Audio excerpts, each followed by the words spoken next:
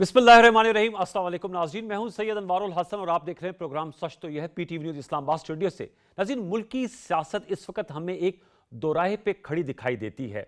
मफाहमत की बात हो रही है और इन प्रिंसिपल हो रही है, लेकिन अमलन अगर देखा जाए तो इस सिलसिले में एतमाद साजी के लिए इकदामात का फुकदान पाया जाता है और वैसे ही पाकिस्तान तहरीक इंसाफ और हुकूमत के दरमियान ट्रस्ट डेफिसिट मौजूद है।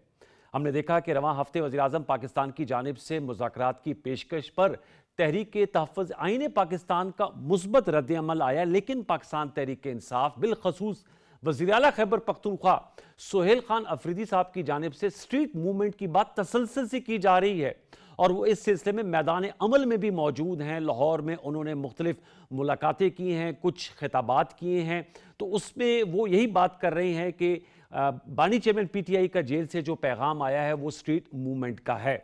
हुकूमत की अगर हम बात करें तो उनकी जानिब से at the top political will का इजहार किया जा रहा है, लेकिन मीडिया इतलात के मुताबिक वो चाहे 8 फरवरी के इंतखाबात हो, 9 मई के मुकदमात हो या एहतसाब की बात, उस पर बातचीत करने के लिए मोतरज है। बिलावल भुट्टो जरदारी साहब चेयरमैन पीपल्स पार्टी ने कल भी ये बात की और आज उन्होंने इस बात को दोहराया कि सियासी जमातों को रास्ता निकालना पड़ेगा पाकिस्तान की खातिर, जिसमें उन्होंने कहा कि जो सियासत के बड़े हैं और सदर मुमलिकत आसिफ अली जरदारी साहब वो अपना किरदार अदा कर सकते हैं। प्रोग्राम के नशिस्त के पहले सेगमेंट में हम इस हवाले से बात करेंगे, क्या हुकूमत और अपोजिशन जो कह रही हैं कि हम बातचीत करना चाहते हैं, अपनी अपनी पोजीशन में लचक का मुजाहरा करेंगे और वो जो मौजूदा हालात में बहुत से मुबस्सिरीन की राय में बातचीत ही बेहतर रास्ता है, उसके लिए क्या वो अमली इक़दाम उठाने के लिए तैयार हैं? इस पर गुफ्तगू करने के लिए एक नुमाइंदा और मुतफरिक पैनल मेरे साथ आज शरीक गुफ्तगू है। इनका तौर में आपसे करा दे तो हमें ज्वाइन किए जनाब अहमद बिलाल महबूब साहब ने, पिलडैट के सरबराह हैं, जूम वीडियो लिंक पे मौजूद हैं। सर बहुत शुक्रिया, बहुत नवाजिश। मुझे ज्वाइन किया है मेंबर कौमी असम्बली मुस्लिम लीग नवाज से आपका ताल्लुक है, शुमाइला राना साहिबा, जूम वीडियो लिंक पे आपका बहुत शुक्रिया। और मुझे ज्वाइन किया अली बुखारी साहब ने, जो टेलीफोन लाइन पर हमारे साथ मौजूद हैं, बहुत शुक्रिया अली बुखारी साहब। अहमद बिलाल महबूब साहब, सर आपसे मैं गुफ्तगू का आगाज करना चाहूँगा। बताइए कि सर आपको कितने इम्कानात नजर आते हैं कि एक तरफ तो बात हो रही है मुफाहमत की, लेकिन हम देख रहे हैं कि जो आपसी रवैया है वो मुफाहमाना नहीं है, बल्कि मुतहारिब किस्म के रवैये हैं, मुखासमाना रवैया जिसको कहते हैं वो है। क्या आपको नजर आ रहा है? आप समझते हैं कि ये जो इतनी सियासी बयानी में बाज़गश्त सुनाई दे रही है डायलॉग की, इस पे कोई अमली पेशरफ्त होते हुए आपको दिखाई दे रही है? साल के बिल्कुल एंड पे हम बैठे हैं, साल 2025 में। बहुत शुक्रिया अनवार साहब। देखिए, दो तीन बातें हैं जो हमें इस कॉन्टेक्स्ट में याद रखनी चाहिए। दोनों पार्टियों का आपस के बारे में रवैया बड़ा सख्त रहा है। जी। माज़ के करीब में एक दूसरे के बारे में इंतहाई सख्त बयानात एक्सचेंज हुए हैं। लेकिन इसके बावजूद वज़ीर आज़म की पेशकश मुज़ाकरात की, ये भी बहुत हौसला अफजा बात थी। ये पहली बार नहीं है, मेरे ख्याल छठी सातवीं बार है जी। कि वज़ीर आज़म ने इस बात का इरादा किया है।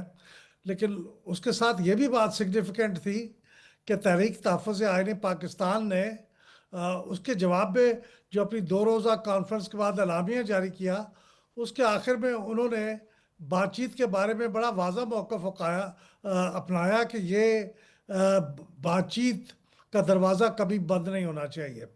उसके बाद फिर तहरीक तहफ़्फ़ुज़ के सेक्रेटरी जनरल ने कहा कि हमने वज़ीर आज़म के बयान को बहुत सीरियसली लिया है। इसका मतलब ये हुआ कि तहरीक तहफ़्फ़ुज़ आईन पाकिस्तान कम अज़ कम, जिसके अंदर पीटीआई भी उसका हिस्सा है, वो ये समझती है कि बातचीत होनी चाहिए और वो बातचीत को आगे बढ़ाना चाहती है। मेरे ख्याल में इमरान खान साहब ने जो वज़ीर आला खैबर पख्तूनख्वा को स्ट्रीट एजिटेशन के लिए अहकामात दिए हैं या हिदायत दी है मुबैना तौर पर, उसका मकसद ये है कि इस आइंदा होने वाले मज़ाकरात पे पीटीआई की पोजीशन को ज़रा मुस्तहकम बनाने के लिए और हुकूमत को दबाव में लाने के लिए उन्होंने ये काम किया है, ताकि हुकूमत एक दबाव में आके पीटीआई के साथ मज़ाकरात पे कोई मफाहमाना रवैया अपनाए। मैं तो इससे समझता हूँ। लेकिन इसमें अहम तरीन बात जो आखिरी बात पे कहना चाहता हूँ वो ये है कि इसका पहला आगाज़ कैसे होगा, नुक्ता यस। आगाज़ क्या होगा। तो मेरा ख्याल ये है कि नुक्ता आगाज़ ये होगा, जिसके बगैर मेरा ख्याल में बात आगे नहीं बढ़ेगी। वो ये है कि पीटीआई को अपने सोशल मीडिया जो चैनल्स हैं, ख़ास तौर पे बानी पीटीआई का जो के नाम से जो ट्विटर का हैंडल है, उसके ऊपर से फौज की क़यादत के खिलाफ हाँ। जो मुहिम चलाई जाती है, जो अल्फाज इस्तेमाल किए जाते हैं, उन्हें बंद करना पड़ेगा। सबसे पहला काम ये है। और अगर ये हो जाएगा तो फिर शायद आगे के लिए जो कॉन्फिडेंस बिल्डिंग के मेजर्स हैं, फिर वो हुकूमत की तरफ से भी शायद को देखने को मिल जाए। अली बुखारी साहब, ये जो सियासी इंतहा पसंदी की बात की जाती है, आप समझते हैं कि जो आपका सोशल मीडिया विंग है, वैसे तो वो ट्वीट डिलीट कर दी है पीटीआई यूके ने, लेकिन उसको आना ही नहीं चाहिए था इन द फर्स्ट प्लेस। कल भी हमारे शो में सेंटर हमायूं मोहम्मद साहब थे, वो भी कह रहे थे दे आर नो टेकर्स। लेकिन साथ में आपका एक जो हिस्सा है पार्टी का, वो इसको ओन भी करता है। मैंने शेख वकास अकरम साहब को सुना, जो आपके मरकजी सेक्रेटरी इतलात हैं, मैंने शफी जान साहब को भी सुना, वो इसको ओन करते हैं।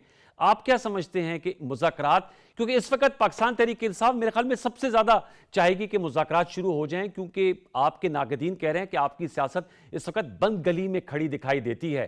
आपको एक तरह से तहरीक तहफ़्फ़ुज़ आइन की छतरी में एक किरदार अदा करने का मौका मिल रहा है। क्या इसको दोनों हाथों से ग्रैब करना चाहिए? बिस्मिल्लाहिर्रहमानिर्रहीम। बहुत शुक्रिया अनवर भाई आपका। देखिए, पहली बात तो यह है कि हमारी सियासत बंद गली में नहीं है, हमारी सियासत ओपन गलियों में है और नजर आ रही है आपको। हर तरफ लाहौर से लेके कराची से लंडी कोतल और वादी नीलम से लेके सुस्त बॉर्डर तक आपको हमारी ही सियासत नजर आ रही है। कोई प्रोग्राम ऐसा नहीं है जो हमारे बगैर हो रहा हो, कोई ऐसा टॉक शो नहीं है जिसमें हमारा जिक्र ना हो रहा हो, कोई ऐसा इलेक्शन नहीं है जिसमें हम ना हो और हमारे मुकाबले में सारी पार्टी इकट्ठी ना हो। भाई इसी को सियासत कहते हैं ना, इसको आप पॉलिटिक्स कहते हैं कि आप हर लफ्ज आपका मुंह से निकला हुआ जो भी चल रहा है उसके अंदर आपका जिक्र आ रहा है। तो दूसरी चीज जो आ जाती है जो आप नताइज नहीं लेकिन मिल रहे ना, जो आप चाह रहे हैं वो नताइज तो नहीं फॉर्म मिल रहे। 47 बैठा देंगे, फॉर्म 47 का बैठा देंगे तो फिर नताइज तो नहीं आएंगे ना। नताइज तो एक दफा ही आते हैं और अल्लाह ने कहा, अल्लाह ने चाहा इंशाल्लाह तो एक दफा ही आएंगे और बड़े दुरुस्त आएंगे, क्योंकि जब भी हक की बात करेंगे तो आपको हम ही नजर आएंगे। दूसरी चीज ये है कि तीसरी चीज हाँपने का हम बड़े जरूरत हमें नहीं, हमेशा जो मुसलमान की जरूरत होती है वो हुकूमत के वक्त, क्योंकि एक ड्रॉप ऑफ ब्लड भी अगर गिरता है ना तो उसकी जिम्मेदारी खालिस्तान हुकूमत की होती है और वही जवाबदे होती है उसकी, क्योंकि पावर कॉरिडोर में वो बैठे होते हैं। जी। तो उनका फर्ज बनता है हमेशा, और दुनिया में हर जगह ये हुआ है कि वो 2 स्टेप आगे आते हैं। ये तो क्योंकि फॉर्म 47 की हुकूमत है, इसके इनको ना आवाम से कोई लेना देना है ना कोई और चीज है। जितने दिन लगते हैं ना, वो हमारी पंजाबी में कहते हैं ना, चोरा ने कपड़े डांगा ने कस, ठीक है ना। ये दूसरा लेके चल रहे हैं। अदरवाइज कोई भी हुकूमत होती, कोई भी पोलिटिकली हुकूमत बैठी होती जो पोलिटिकली तरीके से जीत के आई होती, फॉर्म 47 से ना आई होती, तो उनका तो हमेशा ख्वाहिश होती है कि आप अपोजिशन को बिठाएं, उनकी बात सुने, उनको अकोमोडेट करें और उनके साथ चलें, ताकि आपको गवर्नमेंट रन करने में आसानी पैदा हो, आपको मुल्क आगे लेके जाने में आसानी पैदा हो। तो इसका क्रेडिट कौन लेती है? हमेशा हुकूमत वक्त। लेकिन क्योंकि इनका तो ये वतीरा नहीं था, तो ये जब भी बात करेंगे तो आप जब बात कर लेंगे 9 मई से स्टार्ट करेंगे, 9 मई से खत्म करेंगे। तो भाई 2026 आ गया, ठीक है, बहुत कुछ आपने 2026 पे 23 दिसंबर को जो आपके मीडिया हैंडल से ट्वीट हुई है, जिसको आप लोगों ने डिलीट कर दिया है, तो वो तो ये देखा जाए तो एक तसलसल है ना सर। अनवार भाई, बात यह है कि ये जो ट्वीट हो रहा है या जो हर बच्चे के हाथ में, एक करोड़ों इंसानों के हाथों में एक मोबाइल पकड़ा हुआ ना, ये किसी की सर इसकी ओनरशिप लें ना, फिर पीटीआई ऑफिशियल तो ना उसको फिर करे ना। आप कैसे ले सकते हैं? मरियम बीबी की सारी ट्वीट पिछली निकाल है, जब चौधरी दानियाल साहब उनको हेड कर रहे थे और वो बैठी होती थी प्राइम मिनिस्टर ऑफिस के अंदर, तो उनको जिम्मेदारी दे दें, वो तो पूरी मीडिया हेड करी। ऐसे नहीं होता चीजें। आप उसको ऑन करेंगे जिसको आपका पॉलिटिकल डेजिग्नेशन होल्डर जो है वो ऑन करेगा। जब वो ऑन नहीं करेगा, ना आप ऑन कर सकते, ना मैं ऑन कर सकता हूँ, ना दूसरा कोई तीसरा ऑन कर सकता उसको। और यही नेचुरल फिनोमेना, यही नेचुरल ट्रुथ है कि आपको जिसकी चीज होगी या जो जिसको चला रहा होगा वही हैंडल कर सकता है। दुनिया में कहीं भी ऐसी, लेकिन आपके सेक्रेटरी इत्तलात इसको ओन कर रहे हैं ना, जो शेख फकास साहब हैं। तो ऐसी बात है अनवार भाई कि आज अमेरिका जैसे मुल्क में 60% लोग जो है वो टेलीविजन नहीं देखते, वो न्यूज चैनल्स नहीं देखते, वो एंटरटेनमेंट नहीं देखते। 60% ऑफ द पॉपुलेशन अमेरिका की जो है वो आपके मोबाइल सेल फोन यूज करती है और सोशल मीडिया देखती है। तो ये तो आप कहने के जब किसी तरह सर जाविया ये था कि ये आपके कॉज को नुकसान पहुंचा रहा है, जो कि अहमद बिलाल महबूब साहब भी कह रहे हैं। कॉज को नुकसान इस तरह नहीं पहुंचता, ट्विटर शीटरों से कॉज को नुकसान कभी भी नहीं पहुंचा जी। क्या ट्विटर की वजह से इमरान खान साहब जेल में है? क्या ट्विटर की वजह से उनकी बेगम साहिबा जो है वो जेल में? आपको नहीं लगता उससे ज्यादा उनकी सख्तियां बढ़ती हैं उसमें, जो जिस किस्म के पोस्ट आते हैं? लोग और जेल में है, ये ट्विटर की वजह से जेल में है। क्या मुझ पे 19 पर्चे हुए हैं, 20 पर्चे हैं, ट्विटर की वजह से हुए हैं? ऐसा नहीं है यार, सबको पता है, आपको भी पता है, हमें भी पता। तो ये तो एक बात करने के लिए एक मौजू मिल जाता है हमें, या एक चीज ऐसी मिल जाती है, इसको लेके चले जाते हैं आप। तो दैट इज समथिंग एल्स। कौन सा उसमें हमने लेजिस्लेशन बड़ी कर दी है उन्होंने, अगर आवाज बनने की। अब बात यह है कि जो वहां पर हो रहा है, जिसको ऑन कर रहे हैं, उसके लिए आपको अलग पैरामीटर, अलग डिस्कशन। जो ऑन नहीं हम करते या हमारी नहीं है या ट्विटर हैंडल हमारा नहीं है, उसको तो आप दुनिया में जो मर्जी हो रहा है उसके हम जिम्मेदार तो नहीं है। ना ही जिम्मेदारी उठा सकता है ना। खैर मैं सर, वैसे आप- वो पीटीआई ऑफिशियल लिखा होता है, वो तो जिम्मेदारी फिर आप ही की बनती है और आपके जिम्मेदारान ये कहते भी हैं। अब मेरे साथ ही रहेगा शुमैला साहब। मैं आपसे जानना चाहता हूँ, अली बुखारी साहब कह रहे हैं कि ज़ाहिर बात है हुकूमत जो है वो यही चाहेगी कि अब चूंकि साल का अख्ताम भी है, आपको बैरूनी महाज पे तो कामयाबी मिली है जिसके एतराफ़ जो है वो आलमी जरीदे भी कर रहे हैं और वैसे भी नज़र आ रहा है। आप चाहेंगे कि सियासी इस्तेकाम हो और उसके लिए वज़ीर आज़म पाकिस्तान ने कहा है कि वो बातचीत के लिए तैयार हैं लेकिन ब्लैकमेलिंग में नहीं आएंगे। तो मैं जानना चाह रहा हूँ, जैसे मैंने इब्तिदा में कहा कि ये जब पीटीआई वाले, जैसे आपने सुना, गुफ्तगू 9 मई की करते हैं, 8 फरवरी के इंतखाबात मुबैना तौर पर स्टोलन मैंडेट की करते हैं, खान साहब के खिलाफ मुकदमात को सियासी नौयत का कहते हैं, अगर इन पर बातचीत नहीं होगी तो आप समझते हैं कि इससे कोई मामला मतलब आगे बढ़ सकता है? क्योंकि अगर आपके लिए रेड लाइन है और इनके लिए यही सब कुछ है तो बात आगे कैसे बढ़ेगी? बिस्मिल्लाहिर्रहमानिर्रहीम, बहुत शुक्रिया। देखिए, बात ये है कि पहली बात तो ये है कि ये मुज़ाकरात की तरफ आए ही क्यों हैं? जबकि इनको हम ये मुज़ाकरात में आने की तरफ बहुत पहले से कह रहे थे। जी। इनको समझ अब आई है कि मुज़ाकरात जो हैं सियासी और जमहूरी जो क़यादत है या जमहूरी लोग हैं, उनका मुकदमा जमहूरी लोगों से होता हुआ सियासी लोगों से ही जो है वो हल होना चाहिए, जो सियासी मुकदमा है। मैं इस पे हरगिज़ वो जो अदालतों में मुकदमात है, मेरा हरगिज़ वो मतलब नहीं है। हम जमहूरी लोग हैं और जमहूरियत पसंद हैं और हमारे जो इश्यूज़ हैं, वो आपस में बैठकर इसको तय होने चाहिए। ठीक। ये बात इनको समझ नहीं आ सकी और इस बात को समझने के लिए इनको बहुत वक़्त लगा और ये बंद गली की तरफ जो है इनका रास्ता जब इन्होंने देखा कि अब जो हमारे रास्ते हैं, वो बंद हो रहे हैं, तो इन्होंने कहा जी ठीक है। और वो भी मुज़ाकरात की जो इनको पेशकश है, वो वज़ीर-ए-आज़म ने, डिप्टी प्राइम मिनिस्टर ने, वज़ीर दिफ़ा ने, लॉ मिनिस्टर ने, स्पीकर साहब ने इनको बारहा-बार कहा, नहीं, कोई बात नहीं, देर आए दुरुस्त आई। इनको समझ आ गई कि अब हमारा जो जी। रास्ता है, वो पॉलिटिकल लोगों से होता हुआ ही जो आगे बढ़ेगा। तो उसमें फिर मुज़ाकरात जो है, उसमें कोई भी बात हरफ़े आखिर नहीं है। जी। हो सकता है जब टेबल टॉक हो, तो शायद 2 स्टेप हम लोग पीछे हो जाएँ हम्म। और ये 2 इनको भी 2 स्टेप पीछे होना पड़ेगा। मुज़ाकरात का ये असूल है। आप घर से चिट पे लिखकर आप ये कहें कि जी हम यही मुतालबा मनवा के उठेंगे, तो ये मुमकिन नहीं होता। ठीक। और दूसरी बात जो ब्लैकमेलिंग की है, अगर ये हमें कह दें कि जी सानिया 9 मई के जो मुजरिमान हैं, उनको माफ़ कर दें या उनके मुकदमात खत्म करा दें, वो कैसे हो सकते हैं? कानून और आइन बड़ा वाज़िया है। जब अस्करी तनसीबात को तोड़-फोड़ करेंगे, आप शोधा की बेहुरमती करेंगे, आप कोर कमांडर्स के घरों के ऊपर बलवा आराई करेंगे, तो आप मुज़ाकरात में माफ़ी दे दें जी। या आपके जो मुकदमात हैं वो माफ़ कर दें।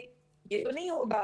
आप मुज़ाकरात करें सियासी तरीके के साथ कि जो आपका जो आपके इश्यूज़ हैं, उसके ऊपर जैसे मुलाकात है, इस बात हो सकती है, उसके ऊपर बात करें आप, कोई पाबंदी नहीं है। और दूसरी बात ये है कि रियासत के खिलाफ अगर आपने बलवा आराई करनी है और रियासत को आपने ललकारना है, तो आप कहें कि हमें इजाज़त दे दें। मुज़ाकरात में आप कहें कि हमें रियासत ललकारने की इजाज़त दे दें, तो ये इजाज़त नहीं मिलेगी। ठीक। अगर आप ये कहें कि जी हम मुज़ाकरात की आड़ में आकर हम यहाँ पे पाकिस्तान में इंतशार की सियासत करना चाहते हैं, हम मार-कुटाई करेंगे, हम दिखाएँगे आपको कि हमारे साथ देखिए इतनी ताकत है, ये फिर लाशें गिराएँगे, तो इसकी तो इजाज़त नहीं दी पॉलिटिकल जा स्पेस सकती। देने को आप तैयार तो हैं? यही जैसे वजीर आला लाहौर गए हैं, उनको पॉलिटिकल स्पेस पूरी मिल पाई है? पॉलिटिकल स्पेस देने के लिए देखिए, तैयार है? हमने देखिए वज़ीर आला साहब आए हैं। जी। मेरे ख्याल में आपकी मैडम दोबारा आपको कनेक्ट करते हैं, आपको वैसे भी आवाज़ इतनी क्लियर मुझे नहीं आ रही थी। अहमद बिलाल महबूब साहब, सर मैं आपसे जानना चाहूँगा, बताइएगा आगे कैसे बढ़ा जा सकता है? आपने देखा है कि इनके लिए मीडिया रिपोर्ट्स ही हैं, अंसार अब्बासी साहब की स्टोरी थी कि हुकूमत के लिए रेड लाइन्स हैं 8 फरवरी के इलेक्शन। ज़ाहिर बात है अगर वो उस पर ही बात करें तो वो कहते हैं फिर आप 2018 के इलेक्शन भी खोलें। 9 मई के मुकदमात हैं, खान साहब के मुकदमात हैं। पीटीआई के लिए जो है वो मेरे ख्याल में सबसे अहम नुकात ही यही हैं।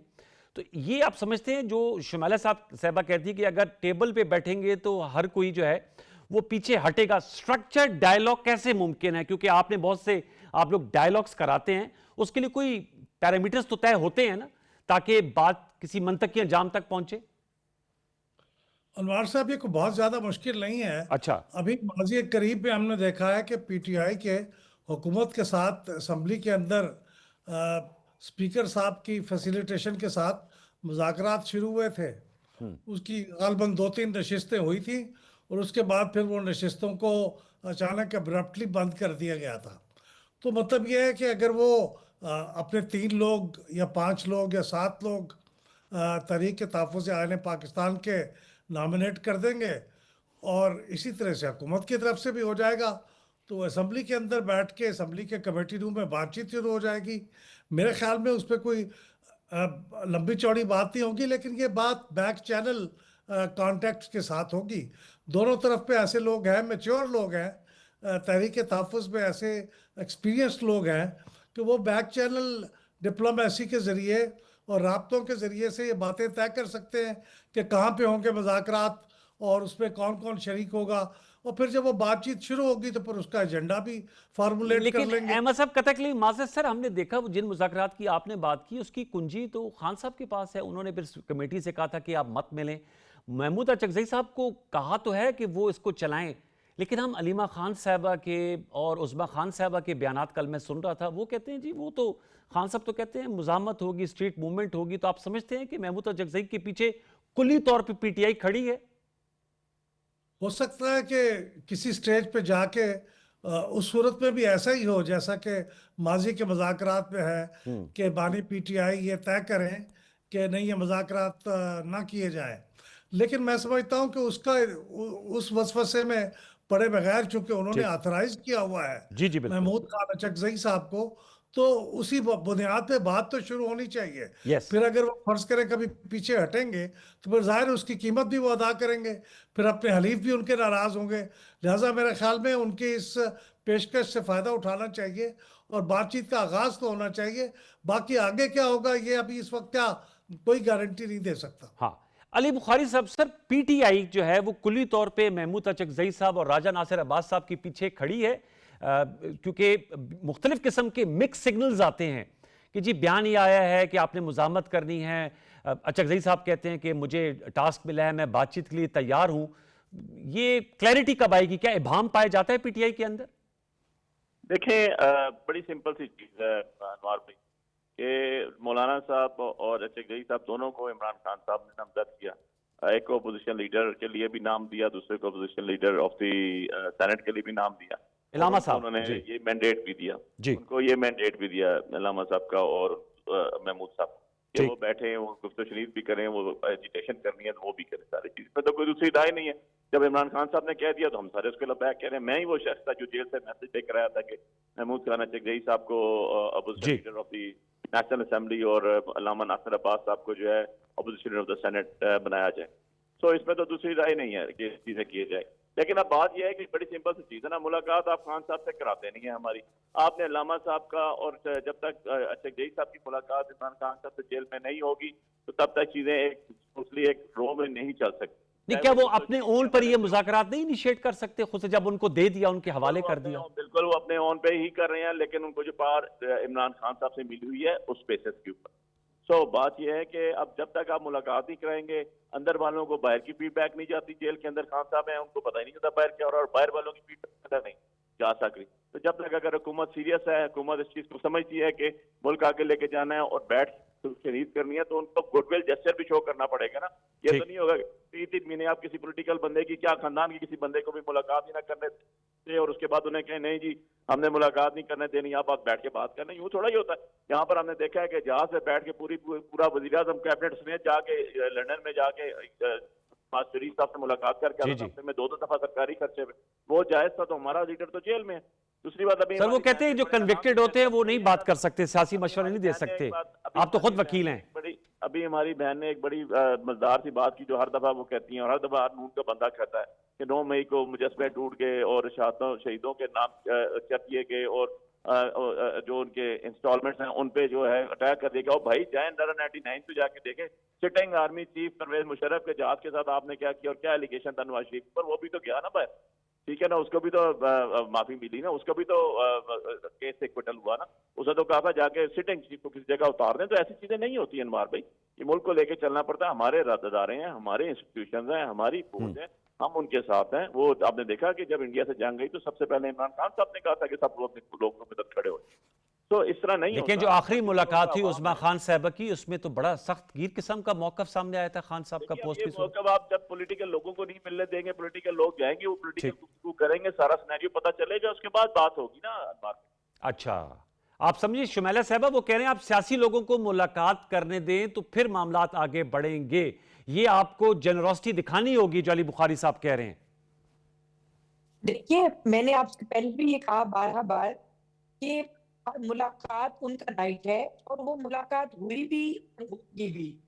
मगर आप मुझे ये बताएं कि पॉलिटिकल जो इनका लैक ऑफ ट्रस्ट है, इनको अपने लोगों के पर खान साहब पे एतमाद क्यों नहीं है? इन्होंने मुज़ाकरात के लिए, इन्होंने ऑपोजिशन करने के लिए अगर कोई बंदा चूज़ भी किया तो वो मांगे-तांगे का। नहीं, आपके पास कोई ऐसी क़यादत नहीं है, कोई इतना कॉम्पिटेंट आपका बंदा नहीं है, जो हुकूमत के साथ या आपके जो लोगों के साथ जो है वो सियासी तौर पे मुज़ाकरात कर सके। उसके लिए भी आपने महमूद खान अचकज़ई साहब को जो है वो मैं लफ्ज़ गैर पार्लिमानी है, किराए पे या उधार बेहतर लफ्ज़ है इसके लिए। आपने उधार माँग लिया कि चले थोड़ी देर जैसे के लिए इन्होंने आप हमें फजल रहमान साहब को अपनी पीटीएम में सर्विसेज़ सेक्रेटरी दे बनाया। दें। तो मुझे ये बताइए कि सबसे पहले तो मैं तहरीक-ए-इंसाफ के कारकुनान का मुकदमा जो है मेरा बंधन नहीं है लड़ना, लेकिन मैं खुद एक पॉलिटिक्स वर्कर हूँ। मेरी जमात में अगर कोई हम लोग मारे हम खाए, हम जो है धक्के हम खाए, हम जमहूरियत के कलम हम उठाए, जी। उसके लिए तगो-दो हम करें, हमसे मुराद कोई भी सियासी कारकुन और जब मुज़ाकरात की बारी आए या जब आपको किसी को रिस्पेक्ट देने की बारी आए, तो हम मांगे-तांगे की अपोज़िशन से बंदे इकट्ठे करके ले आए। तो मैं तो ये समझती हूँ कि ये पॉलिटिकल कारकुन की जो है वो एक उसको डिवैल्यू किया गया है खान साहब की तरफ से कि इन्होंने तहरीक-ए-इंसाफ तो नाम रख लिया लेकिन इंसाफ के तकाज़ों पे वो पूरा नहीं उतरे। उन्होंने अपनी जमात में किसी को इस काबिल ही नहीं समझा। ठीक। चले, बाकी उनकी जमात है, उनके फैसले हैं। हम बात कर सकते हैं, हम कर कुछ नहीं सकते उनके लिए, माज़रत के साथ। बात ये है कि उन्होंने जो मुज़ाकरात के लिए जो वक़्त जो मुलाकात का वक़्त माँगा है, उन्होंने जब एक बंदे को इख्तियार दे दिया है कि आप मुज़ाकरात करें और उन्होंने कहा जी उनके बिहाफ़ पे मैं बात करूँगा, तो फिर तो इनको ये आड़ आनी नहीं चाहिए। ये मुल्क की सलामती को, मईशत को और उसको पहिए को चलने दे। ठीक। ये उसके अंदर रखना अंदाज़ी ना करे कि आप हमारा ये कर दें तो हम ये करेंगे, ये हो जाएगा तो ये हो जाएगा। ये बच्चों का खेल है। ये सियासी मैच्योर जमातें इस तरह के बिहेवियर नहीं करती। आपको शुक्र करें कि आपके साथ मुज़ाकरात करने के लिए कोई बैठ रहा है। आपकी बात सुनने के लिए कोई तैयार है। ठीक। अदरवाइज़ तो जो आप लोग तो माज़रत के साथ आप लोगों को यही बातें हम कहते थे। आपके साथ बैठने के लिए आप तो उससे किसी के साथ बैठना ही नहीं चाहते थे। आपने जो वो बीज बोया, वो लोग काट रहे हैं। हमने भी वो काटा। मकसद कहने का ये है कि क्या अभी पाकिस्तान अब ये लड़ाइयों में आपने गुजार देना है वक़्त। पाकिस्तान की जो सियासी इत्तेफाक के लिए, पाकिस्तान के नौजवानान के लिए, पाकिस्तान के फ्यूचर के लिए आप क्या करना चाहते हैं? आपकी क्या हिकमत अमली है? आपको हम कहते हैं आए दहशतगर्दी पे काम करें, आप कहते हैं इमरान खान रिहा कर दें। आपको हम कहते हैं आए सफारती सतह के ऊपर हमारे साथ बैठें। सफारती सतह पे पाकिस्तान की तो अल्लाह ताला ने उसको ज़िराई दी है। लोग ठीक। स्ट्रेटेजिक मुआहदे कर रहे हैं। आके हमारे साथ बैठें। आप कहते हैं नहीं, कैदी अगर आप सरकार को रिहा करें। आपकी पाकिस्तान के लिए कोई तरजीह में आप पर पाकिस्तानी लोग नहीं है। आपको अवाम की कोई फ़िक्र नहीं है। आप सैर करने के लिए लाहौर आ गए हैं। आप पटियाला के जो है भाई के जो है वो लोगों को लेकर आप बैठ जाते हैं ब्लैकमेलिंग के लिए। आप हुकूमत क्यों नहीं करते? आप गवर्नेंस क्यों नहीं लेकर आते? आप इंफ्रास्ट्रक्चर बेहतर क्यों नहीं करते?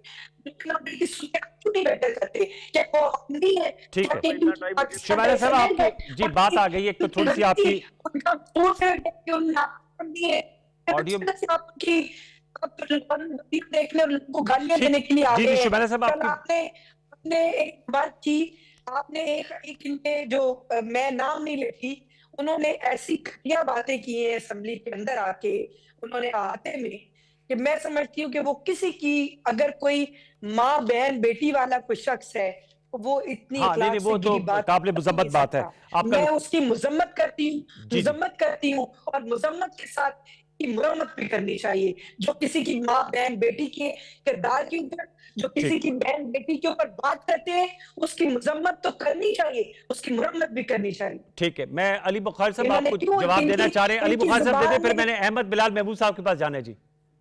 आपको आदत पड़ अली चुकी है बुखारी लोगों साहब, की मैडम चादरें आपका नुक्ता आ उछालने गया की। जी। अली बुखारी साहब आप जवाब दीजिएगा, फिर मैंने अहमद बिलाल साहब के पास जाना है। मैं कौन सी किस चीज का जवाब दूं? कोई सवाल होता तो जवाब देता है पूरी सर वो तकरीर कह रहे हैं कि आपने आप लोगों ने अपनी बात जमात की कायदीन के देखिए ना, बजाय महमूद हमें खान हमें अचकजई तो साहब को देखिए ना, बात जी, बड़ी बस की अनवार भाई, बात है कि मैं भी तकरीर कर सकता हूँ। आपने क्वेश्चन पूछे, मैंने रेलिवेंट जवाब दिए। मुझे किसी की शामत तो करनी नहीं है। जो फैक्ट एंड फिगर थे वो मैंने आपको बता दिए, उसको जाके टैली कर लीजिएगा। जो मैंने 99 की आपको बात बताई मुशर्रफ नहीं साहब के वो तो हवाले से, हम बहुत पीछे लीजिएगा, चले ऑन गए। अब रिकॉर्ड हम है। आज की ना अब बात ये ये है, 28 अब मैं दिसंबर की आपको बात करें सर। अब आगे कैसे बढ़ा जा सकता है? मैं आज ही की बात कर रहा हूँ, और मैं उम्मीद करता हूँ कि आप इंसाफ इतना जरूर करेंगे, कम से कम मुझे भी इतना इंटरप्ट नहीं करेंगे। जी जी, प्लीज मेरी प्लीज। बात हो रही है। जी जी जी। देखिए, महमूद खान अचकजई साहब को हमने उनको ये इख्तियार दिया, हमारे लीडर इमरान खान साहब ने दिया, और वी डू एट। मैं एक पार्टी का वर्कर हूँ, मैं कह रहा हूँ हम उनकी बात मानते हैं, लामा साहब की बात हम मानते हैं, क्योंकि इमरान खान साहब ने कहा। और ये जो कहते हैं मांगे तांगे, भाई जाए पहले देखें, पीटीएम 2022 में आए थे, तो आपका जो उस टाइम पीटीएम का जो प्रेसिडेंट बनाया था, चेयरमैन बनाया था, वो मौलाना फजल रहमान साहब। उस टाइम आपके वो सारी पीडीएम बनी थी, वो पीडीएम बनी थी, आपकी पीडीएम वो बनी पीडीएम ना, नहीं बनी। पीडीएम बनी है जी, आप ही की पीडीएम बनी हुई है वो। उसने मौलाना फजल रहमान साहब आए आपकी थे, पीडीएम इसीलिए नहीं वो बनी, नाराज थे। आपने किसी से इसीलिए वो, अब सुन लें, अलायंस नहीं तसल्ली से किया। सुन लें, बिल्कुल हौसले से सुन लें, मुझे कोई जल्दी नहीं। जी जी जी जी बिल्कुल हौसले से सुन लें, पीडीएम हमने नहीं बनाई हुई थी, आपकी पीपल्स पार्टी पसंद पाए। जी जी बुखारी साहब। नहीं दिया, तो इसलिए आप कहते हैं कि बंदा जेल में बैठा हुआ, भाई हमारा लीडर है 80% पाकिस्तान के, हम उसके साथ खड़ी हुई है। हर जगह से उसका बंदे ने इलेक्शन लड़ा, आपके पास तो 209 से ज्यादा टिकट कोई नहीं थे पूरे पाकिस्तान में 265 सीटों पर देने के लिए, बंदे ही नहीं थे आपके पास खड़े होने के लिए। आज भी हम ऐलान करते हैं तो सारी पार्टियां मिलकर इलेक्शन लड़ती हैं। ये हमारी पॉपुलैरिटी है, ये हमारा पॉपुलैरिटी ग्राफ है। ये सही। हम पॉलिटिकल लोगों की विजडम और पॉलिटिकल लोगों की अवाम नाज खड़ी हुई है। हम कुछ और रस्ते से तो आए नहीं है, हम बैकडोर डिप्लोमेसी के तो कायल नहीं है, हम किचन कैबिनेट के तो कायल नहीं है, हम अंदर बैठ के फैसले करके उनको आगे लेके आने के तो कायल नहीं है। हम तो पॉलिटिकल लोग हैं, पॉलिटिकल तो बुखारी साहब मुलाकात नहीं होगी तो मुज़ाकरात आगे नहीं होंगे, मतलब ये मशरूत है इसके बाद? ये तो क्वाइट ऑब्वियस चीज है ना। इनसे पूछते हैं, ये टीवी में बैठ गए, अगर कल मियां साहब कह देते हैं बड़े मियां साहब के टीवी में आप नहीं बैठेंगे, तो यकीन जाने ये टीवी में नहीं बैठेंगे, क्या वज़ीर आज़म भी कहता रहे। तो बात यह है कि अपने लीडर जिसके पीछे वोट होती है ठीक। उसकी बात मानी जाती है, जिसको फॉलो करते हैं वही मानी जाती है ना। ओके, उनके बगैर कैसे होगा? ठीक। मुझे आप कोई हल बता दें, कोई लॉजिकल बात हाँ, बता दें, आप कोई पॉलिटिकल बात बता दें कि जी नहीं, उनके बगैर आप करके हल कर सकते हैं मसला। नहीं हुआ ना, इससे पहले बेनजीर भुट्टो शहीद के बगैर कुछ हुआ ना, जो है उससे पहले मियां नवाज शरीफ के खिलाफ पे होती रही चीजें, उनके बगैर भी कुछ नहीं हुआ, और अभी इमरान खान साहब के बगैर भी कुछ नहीं होता। ठीक है। ये अहमद, obvious चीज है कि आप कह रहे हैं कि बगैर मुलाकात के मामला आगे नहीं बढ़े। अहमद बिलाल महबूब साहब, सर इसको समेटिएगा। आपने गुफ्तगू सुन ली, अभी भी पोलराइजेशन पाई जाती है, वो तो रहेगी, लेकिन मुलाकात के बगैर फिर मुज़ाकरात आगे नहीं बढ़ सकते। और हुकूमतें, जो हुकूमती वजीर हैं, मैंने तारिक फजल चौधरी साहब को सुना, वो कहते हैं 8 फरवरी से पहले मुलाकात अब नहीं होगी, 8 फरवरी तक मुलाकातें बंद हैं। तो ये सर मुज़ाकरात आगे कैसे बढ़ेंगे? जी, मैं समझ सकता हूँ कि ये चूंकि वोट इमरान खान साहब का है, सपोर्ट सारी उन्हीं की है, तो उनके मशवरे के बगैर ये आगे नहीं बढ़ सकते। मैं इनकी बात समझ सकता हूँ, लेकिन मैं समझता हूँ कि ये शर्त लगाना मुनासिब नहीं होगा। ये बात आप मुज़ाकरात के अंदर उठाएं। मुझे नहीं लगता कि इब्तदाई मुज़ाकरात के मरहले में या एक शर्त के तौर पे हुकूमत को एक काबिल कबूल होगा, क्योंकि अभी माजी में जो इमरान खान साहब की जो ट्वीट आई थी, और उसके बाद एक बहुत ही नाराज किस्म की प्रेस जी कॉन्फ्रेंस ISPR की हुई थी, उस बहस उसकी रोशनी में, और फिर 8 फरवरी को तहरीक चलाने की जो उन्होंने इंस्ट्रक्शन दे रखी है, उसकी रोशनी में मैं नहीं समझता कि मुलाकात हो सकेगी कम अज़ कम 8 फरवरी तक। तो इसलिए मेरे ख्याल में उसकी शर्त नहीं लगाई जाए, मुज़ाकरात शुरू हो जाए, तो फिर उसमें बहुत सी बातें उठाई जा सकती हैं। मेरे ख्याल में तो यही मुनासिब होगा। चले, वक्त ख़त्म हुआ जाता है। बहुत शुक्रिया अहमद बिलाल महबूब साहब आपका, शुमैला राना साहब आपका, और अली बुखारी साहब। व्यूअर्स, टेक अवे यही है कि गैर मशरूत तौर पे अगर मुज़ाकरात शुरू किए जाएं तो फिर इसमें बहुत सी चीज़ें जो हैं वो टेबल पे बैठ के गिव एंड टेक हो सकती हैं, लेकिन शर्त यह है कि गैर मशरूत, अगर मशरूत लगाएंगे तो उसमें फिर मामलात जो हैं वो तातुल का शिकार हो सकते हैं। एक वक्फा शामिल करेंगे, वक्फे के बाद आएंगे तो हम साल 2025 बैरूनी महाज पे जो पाकिस्तान को कामयाबी मिली उसको रिकैप ज़रा करेंगे, क्योंकि ये हमारा 2025 का आखिरी शो है। तो हम चाह रहे हैं कि जिस फ्रंट पे हमने बहुत ज़्यादा नुमाया कामयाबी हासिल की है उसको ज़रा उजागर करें। एक वक्फे के बाद वक्फा ले लीजिए।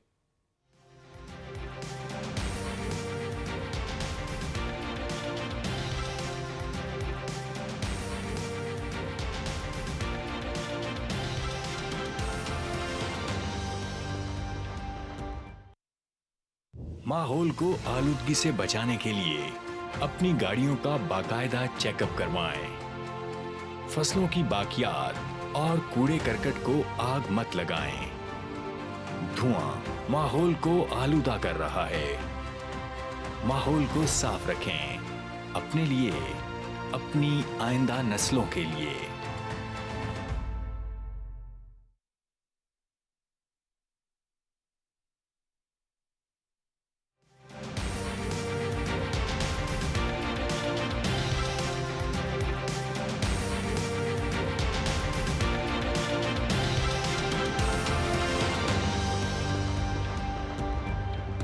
Welcome back viewers. हम गुफ्तगू करेंगे बैरूनी महाज पे पाकिस्तान को जो साल 2025 में नुमाया कामयाबियां नसीब हुई और जिसके डंके जो हैं वो हर सू बज रहे हैं, उस हवाले से गुफ्तगू करने के लिए हमारे साथ मौजूद हैं सरदार मसूद खान साहब।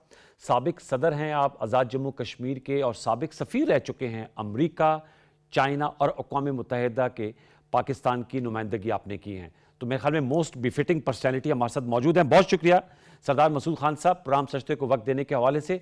सर, अब तो हम देख रहे हैं कि पाकिस्तान की जो अचीवमेंट्स हैं वो आज आप टेलीग्राफ उठा लें, उस जरीदे में जिस बयान किया गया है, फाइनेंशियल टाइम्स हैं, वाशिंगटन पोस्ट हैं, फिर अमरीकी सदर, फिर हम देख रहे हैं कि बैक वक्त चाहे वो वाशिंगटन हो, बीजिंग हो, तेहरान हो, अंकरा हो, रियाद हो, तो हर जगह पाकिस्तान के अल्हम्दुलिल्लाह अच्छे ताल्लुकात चल रहे हैं।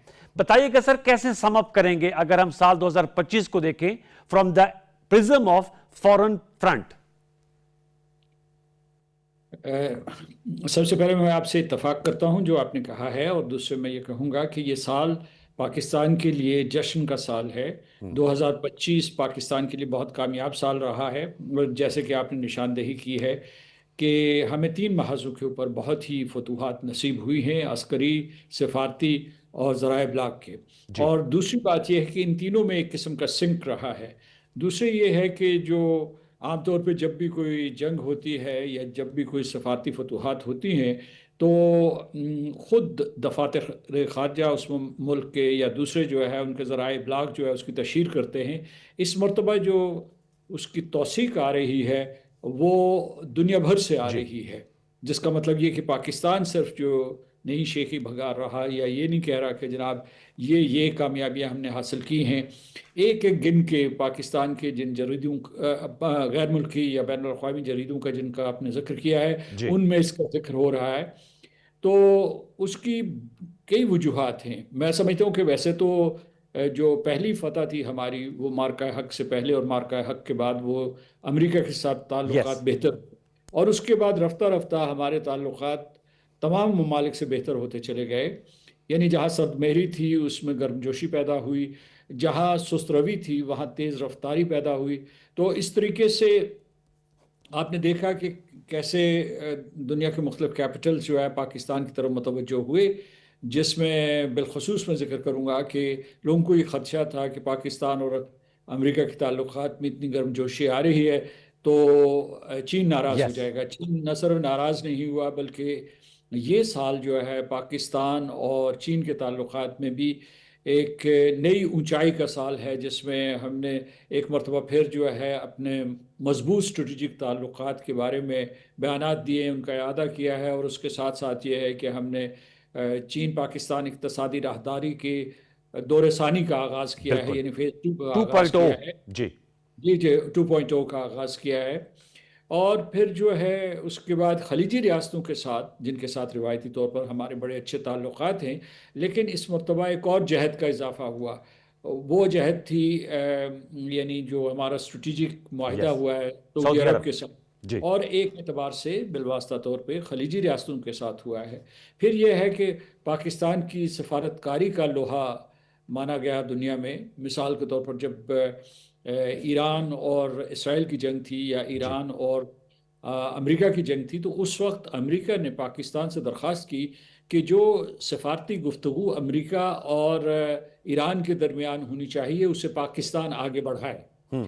तो ये एक बहुत बड़ा रोल था। उसके अलावा ये है कि वो जो 8 ममालिक थे, कलीदी ममालिक थे, जो इस्लामी ममालिक थे, उन्होंने जो है जाके सदर ट्रंप के साथ वकालत की कि हमें जो है सबको मिल के और बिलखसूस सदर ट्रंप को, अमेरिका को इस वक्त कदम उठाना चाहिए ताकि गजा में जंग बंदी हो सके। बिल्कुल। और उसमें जुज़वी कामयाबी भी हुई।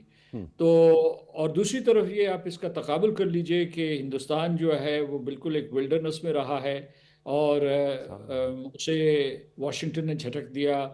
जो है बीजिंग ने जब ये दौड़े दौड़े वहाँ गए तो उन्होंने नपे तुले अल्फाज में जी। इनकी सरजश भी की और उसके बाद जो है इनके साथ ताल्लुकात बढ़ाने का भी अंदिया दिया। और रूस से मदद मांग रहे हैं, पनाह मांग रहे हैं, जबकि पाकिस्तान को जो है सारी दुनिया से दावतनामे भी आ रहे हैं और दुनिया के सरबराहान भी यहाँ पाकिस्तान का दौरा कर रहे हैं। ठीक है सरदार साहब, आपने बड़े मसूस जी, अच्छे अंदाज में अहाता किया कि जो हमें कामयाबियां मिली हैं।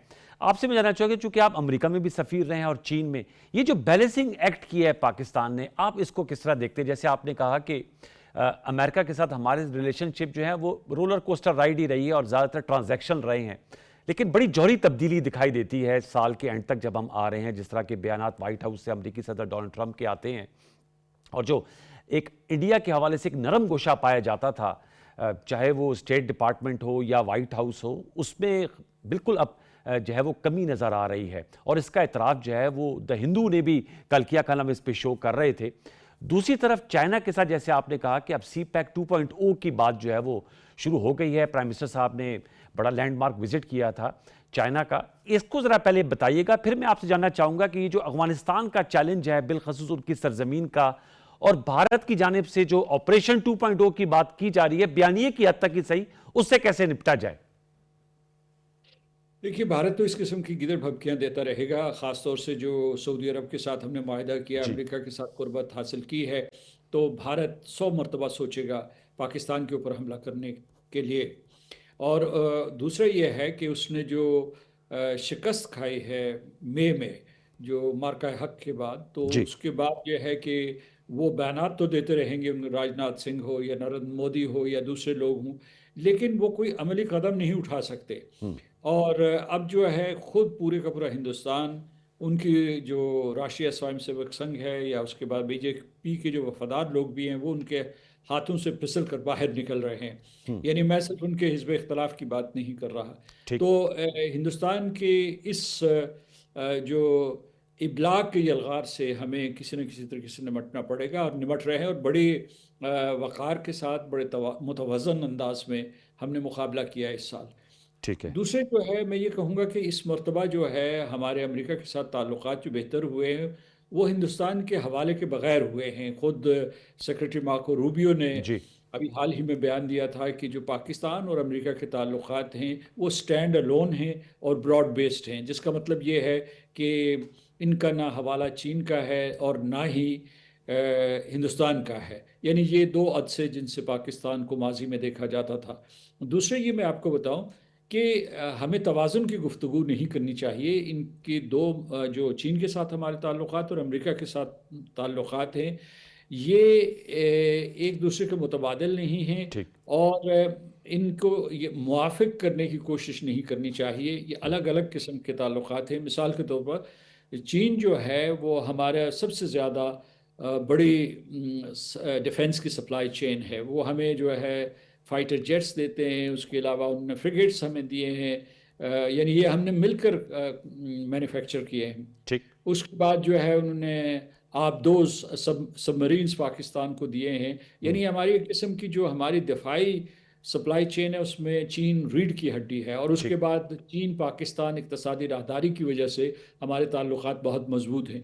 अमेरिका के साथ भी हमारे ताल्लुकात मजबूत रहे हैं। सन 1950 की दहाई से अब तक उनमें तलातुम भी रहा है, उतार चढ़ाव भी रहा है, लेकिन उसके बावजूद हम एक दूसरे के करीब आते रहे और इस मरतबा फिर जो है हम एक दूसरे की तरफ मुड़े हैं और बहुत मुस्बत अंदाज में एक दूसरे के साथ जी सरदार ताल्लुकात साहब, मॉस्को और ढाका भी आपको कमेंट चाहूंगा, बांग्लादेश और रशिया से ताल्लुकात।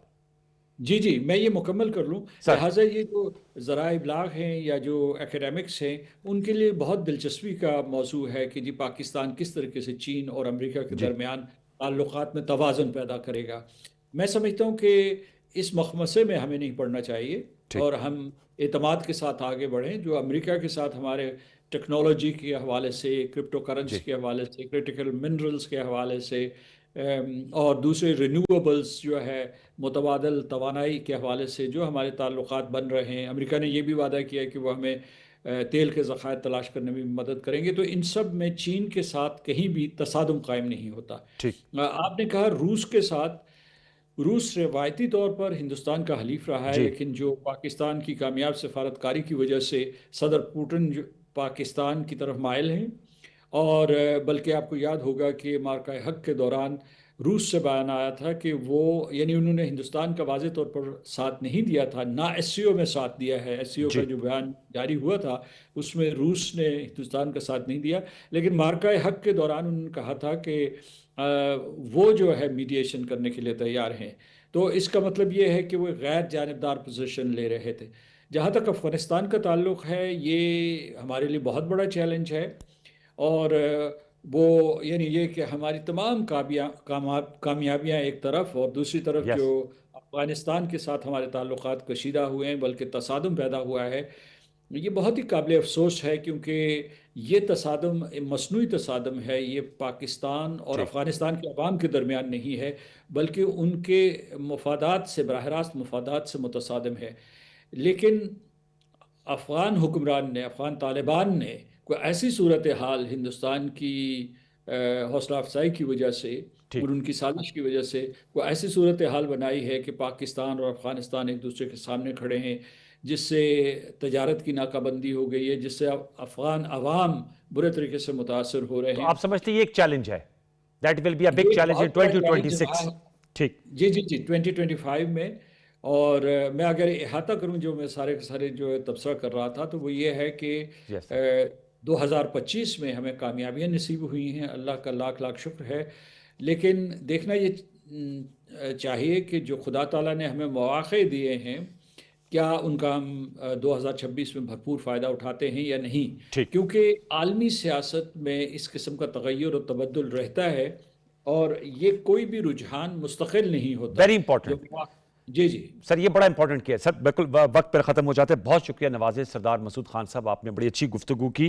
इसी को थोड़ा हम आगे बढ़ाते हैं, हमें ज्वाइन कर लिया है कुर्बान बलोच साहब ने। कुर्बान बलोच साहब, ये बड़ा अहम नुकता उठा रहे थे सरदार मसूद साहब कि ये हमें देखना होगा कि 2025 में जो कामयाबियाँ मिली हैं, 2026 में इसको हमने कंटिन्यू करना है, क्योंकि तगय्युर और तबद्दुल रहता है दीगर ममालिक की फॉरेन पॉलिसी प्रायोरिटीज़ में।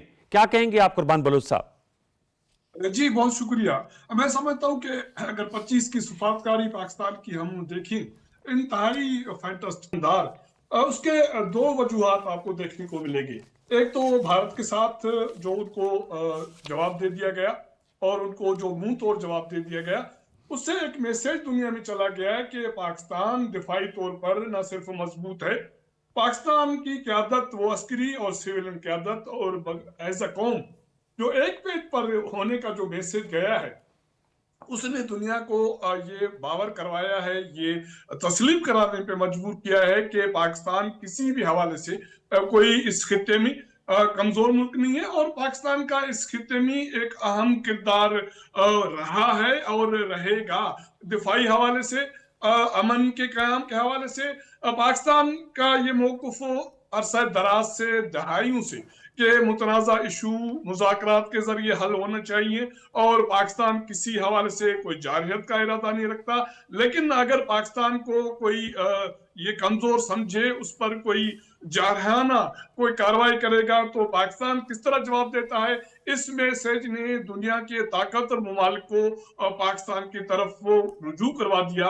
अमेरिका के साथ ताल्लुकात तारीखी तौर पर रहे हैं और रशिया जो एक हमारा अलाई नहीं रहा, लेकिन अब इस शाह उसका पाकिस्तान की तरफ झुकाव और जो फोरम्स पे पाकिस्तान को सपोर्ट करना और चीन के साथ तो पाकिस्तान के ताल्लुकात, बिल्कुल। मैं समझता हूँ कि 2-3 ममालिक को छोड़कर दुनिया के बाकी 95% ममालिक उनसे पाकिस्तान के हवाले से, पाकिस्तान के साथ सफारती ताल्लुकात के हवाले से इंतहाई पॉजिटिव जगह पर है। पॉजिटिव डेवलपमेंट है। और चलते चलते बांग्लादेश के साथ भी, मैं चूंकि वो तशरीह रह गई, सरदार साहब से, मसूद साहब से सवाल हुआ था, लेकिन बांग्लादेश से भी जो हमारे ताल्लुकात हैं, जो 50 साल की एक नफरत की दीवार खड़ी की थी हसीना वाजिद की हुकूमत ने, वो अब ख़त्म हो गई है। और वहाँ भी जौहरी तब्दीली हम देख रहे हैं, बड़े अच्छे ताल्लुकात, आपसी हाई प्रोफाइल विजिट्स का भी एक्सचेंज हुआ है। लेकिन चलते चलते ये ज़रूर कहेंगे कि 2026 को हमें इस चीज़ को कंटिन्यू करना है, इस ट्रेंड को जो 2025 में हमें मिला है कि इनिशिएटिव, जैसे सरदार मसूद खान साहब कह रहे थे कि ये कांस्टेंट नहीं होता, ये वेरिएबल होता है। तो इस चीज़ को हमने मद्देनज़र रखकर अपने अहदाफ, अपने चैलेंजेस को सामने रखकर एक ऐसी पॉलिसी बनानी होगी जो इसका तसलसल भी हो 2025 में, और जो अफगान रजीम की तरफ से एक चैलेंज आ रहा है दहशतगर्दी की सूरत में, उसके लिए भी हमने बंदोबस्त करना होगा। व्यूअर्स, ये आज का हमारा 2025 साल का आखिरी शो था। अब आपसे मुलाकात होगी 2026 में इंशाल्लाह। तमाम अपने देखने वालों को आने वाला नया साल मुबारक। अल्लाह ताला करे कि ये हम सब के लिए इनफरादी और इज्तिमाई तौर पर खैर का साल साबित हो 2026, और जो हमारी ख्वाहिशात और जो हमारे चैलेंजेस हैं और जो हमारे एम्स हैं, उनको हम आगे लेकर बढ़ें। अगली नशिस्त तक के लिए आपसे मुलाकात होगी 2026 में। तब तक के लिए सैयद अनवारुल हसन और सच की ब्रॉडकास्ट टीम को इजाज़त दीजिए। अपना बहुत सा ख्याल रखिए। अल्लाह ने के बाद।